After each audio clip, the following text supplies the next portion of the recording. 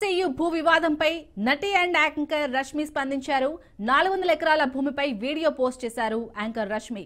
Varsity పరిసరాల్లో ఎన్నో జీవరాశులు ఉన్నాయని, ప్రస్తుతం అక్కడ జరుగుతున్న పనుల కారణంగా మూగ జీవాలకు ఎటు వెళ్లాలో తెలియడం లేదని వీడియోలో పేర్కొన్నారు రష్మి. ప్రస్తుతం మూగ జీవాలు భయాందోళన చెందుతున్నాయన్నారు. హెచ్సియు భూములపై ఇప్పుడు సరైన నిర్ణయం తీసుకోవాలని రష్మి రేవంత్ ప్రభుత్వాన్ని విజ్ఞప్తి చేసింది.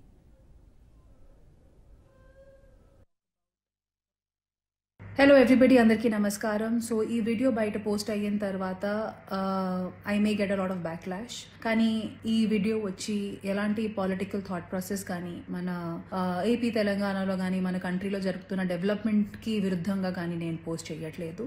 హెచ్సియూలో జరుగుతున్న పోరాటం గురించి అందరికీ తెలుసు. అండ్ అందరూ సోషల్ మీడియాలో ఆల్ ఐజ్ ఆన్ హెచ్సియూ అనే పోస్టులు కూడా పెడుతున్నారు. డెఫినెట్గా నేను ఇప్పుడు కంఫర్టబుల్గా నా అపార్ట్మెంట్ నుంచి కూర్చొని వీడియో చేసి పోస్ట్ చేస్తున్నాను. కానీ నాకు కూడా తెలుసు ఈ అపార్ట్మెంట్ కట్టేటప్పుడు ఎన్ని ట్రీస్ కానీ, ఎన్ని యానిమల్స్ని కానీ చంపడం జరుగుంటుంది, లేకపోతే ఎన్ని ట్రీస్ కట్ చేయడం జరుగుంటుంది. So it is very easy for me to sit and make this video and talk about what is right and what is wrong.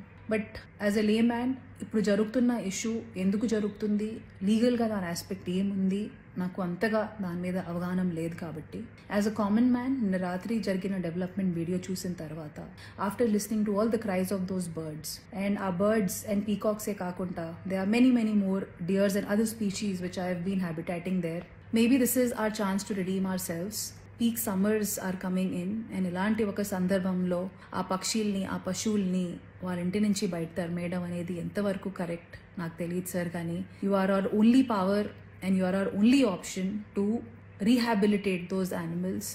So please ఆ పశు పక్షుల్ని కూడా దృష్టిలో పెట్టుకొని ఒక పాజిటివ్ అప్రోచ్తో మీరు మీ నెక్స్ట్ డెసిషన్స్ తీసుకుంటారు అనేది మనస్ఫూర్తిగా కోరుకుంటున్నాము.